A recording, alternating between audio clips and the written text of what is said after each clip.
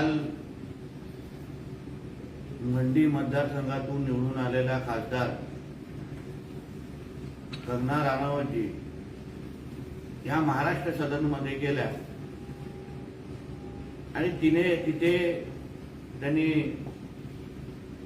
राहण्यासाठी रूमची विचारपूस केली.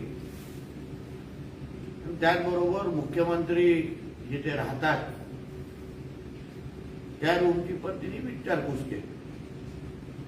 तिथून त्यांना नाही सांगितल्यात आलं आणि ते सगळ्या विचारपूस करून आपल्या लोकांना विचारून त्या तिथून निघून गेल्या.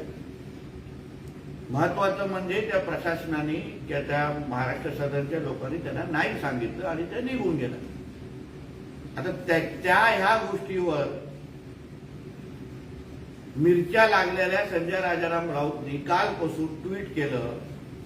आज सकाळी पत्रकार परिषदेमध्ये उगाच वायफळ वडवडत करत होते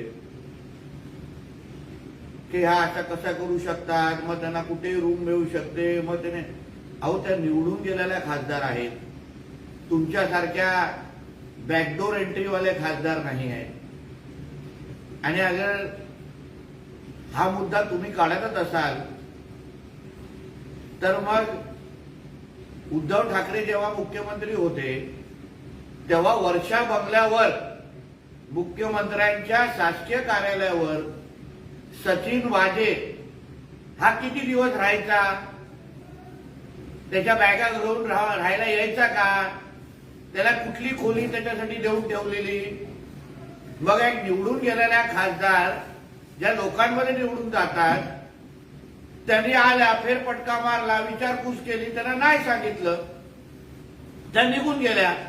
पण सचिन वाजे ज्या मुख्यमंत्रीच्या निवासस्थानी जे आठवडा येऊन राहायचे, बॅगा भरून यायचे, त्याचं उत्तर तुम्ही कधी देणार? त्याच्याही पुढे जाऊन थोडी माहिती देतो. आता तुम्ही तो विषय छेडलाय म्हणून की हे महाशय ज्या खासदार निवासस्थानी किंवा बंगल्यामध्ये राहतात दिल्लीमध्ये, तिथे कुठली बॉलिवूडची कलाकार किती दिवस येऊन राहिली ह्याची अगर थोडी माहिती आम्ही बाहेर द्यायची का? जे उडत उडत उडत कानावर आलेलं आहे. म्हणून संजय राजाराम राऊतनी समजून घ्यावं की हमाम में सब नंगे है, उगाच वायफल बडबड करू नका. मग कोणाच्या बंगल्यावर कुठली बॉलिवूड नटी येऊन राहायची ह्याची पण माहिती मग बाहेर आम्हाला काढायला लागेल.